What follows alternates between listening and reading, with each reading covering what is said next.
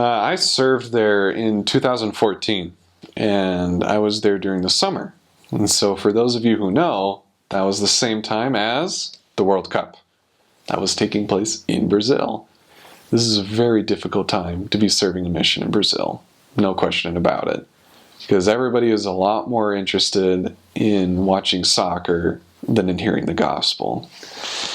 But I remember there was a day where, during the actual games, the games between Brazil and any country, all of us missionaries were told to go home and just stay in the apartment during the game because nobody's going to want us to come in, right?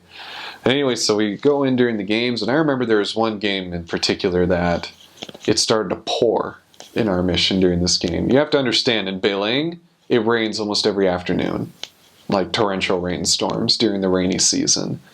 So there was this day where it just started to rain and rain and rain to the point where the streets were getting flooded. And the streets were flooded by the end of the game. Like, all of the houses, like, as you enter them, a lot of them are elevated. So you always have to take kind of a large step to get up into the house. And that is not an accident. That's because the rain can make the water rise, really quickly. So there's a lot of flash flooding that goes on in Belém. So I remember we were in our apartment and it was flash flooding, it was really high up. And so normally missionaries, you're not really expected to go out when it's like that because it's dangerous, for one. And that's also how you catch diseases. If you walk in the rainwater too much and you have open wounds and such, it's a great way to catch a disease. Anyway, I remember as we were sitting there with my companion that I started to get this prompting that we needed to go to someone's apartment, someone that we were teaching.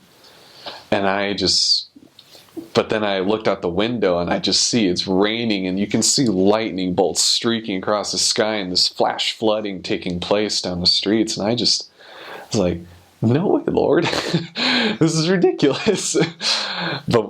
And then it hit me again. We have to go. We have to go. The game had already finished, and so we were expected to work. And I remember turning to my companion. I'm like, Elder, I'm sorry, but we got to get out of here. We got to go out and teach. We got to go talk to this person. I'm really feeling it. And my companion's like, okay. So we got our umbrellas together, and my umbrella was broken by this point. Like, Belém will do that to your umbrellas. So I had this busted up umbrella, and I'm just like, well, it's going to have to do. And we put on our shoes, and then we start traversing in this water. And it was a struggle to get out in this water. We were trying to stay on the rim of these apartments, that if you can kind of keep going from window to window and like kind of stay on this rim along the houses, you don't have to step in this rainwater, but it didn't always work out that way. But I remember, regardless, it was kind of like playing a Mario game or something where you're trying to not fall down, right? Fall into a pit. But that's what we were kind of doing, is going around and we'd be stepping on stumps. If we see a box, we'll step on that. If we see cinder blocks, we try and step on that. And it was a lot of pain and a lot of work. And I remember halfway through going there, my umbrella just ripped and I was getting soaked like no other. But I still had this feeling, keep going, got to get to this person's apartment. And I was like, okay, Lord, we will get there, we'll go. You're telling me to go, so we'll go. And we were across the street from this person's apartment, and the water was probably up to about my shins. It was that high up. And I remember we were looking all up and down the road. We were trying to find, is there some elevated portion of the street that we can step on to be able to get to the other side and get to this person's apartment? There was nothing. And I remember just standing there, and my companion was kind of like, well, I guess we could just, walk all the way down, walk a few blocks to try to find something. And then I was just like, Elder, we need to get there now. And I was like, we've come this far, I'm not turning around now. And stepped out into this filthy water that came up to my shin. And I remember just wading across this water in the middle of a thunderstorm, soaked through and through, and I'm doing all of this on a feeling, a good feeling. I'm going through all of this. And then my companion shortly thereafter follows suit and starts wading through the water as well. soaked through and through, and like pretty sure there must be so many diseases attached to my clothing at that point, and like getting inside my socks and stuff. I was like, oh my gosh, I'm gonna pay for this. Probably more flesh-eating bacteria.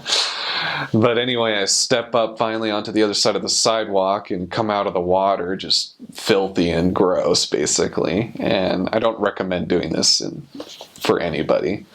But regardless, we knocked on the door, and this lady that we were teaching opened the door, and she just looked at us and she was amazed. And we were like, what? And she was like, I was just praying to God. I was just praying, to really, get some help and understand if this was all true or not. And here are you guys in the middle of this thunderstorm, in the middle of this flash flood, you guys came to me. I remember that was very powerful, and that definitely boosted my testimony that even if you have to go to hell and back, if you're doing it on a feeling sent to you from the Lord, it's going to work out.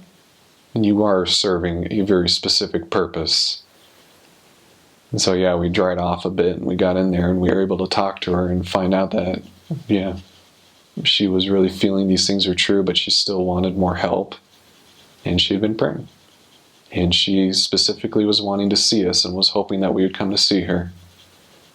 And the Lord let us know that she was hoping for it, and we acted on it.